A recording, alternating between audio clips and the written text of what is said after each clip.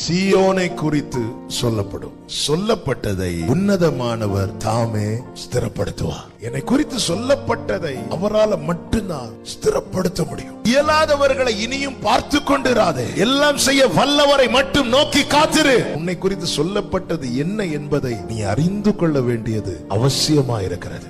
அறிந்தால் மாத்திரமே அதை குறித்து எதிர்பார்ப்போடு நம்மால் காத்திருக்க முடியும். தேவன் செய்து விட்டு நான் இதை செய்தேன் என்று சொல்லுகிறவர் அல்ல, செய்ய போகிறதை சொல்லி செய்கிறவர். செய்ய போகிறதை செய்வதற்கு முன்னாக அவர் சொல்லுகிறார். செய்த பிறகு நம்மை மற்றவர்களுக்கு சாட்சியாய் சொல்ல வைக்கிறார். எனக்கு கர்த்தர் என்னெல்லாம் சொல்றாரோ வாக்குத்தத்தமா, நாளைக்கு அதுதான் என்னுடைய சாட்சியா இருக்க போகிறது. எனக்கு உரைக்கப்பட்டதை ஸ்திரப்படுத்த கர்த்தர் என்னை சந்திப்பா. நீங்க வந்தீங்கன்னா சால்வாயிரும்.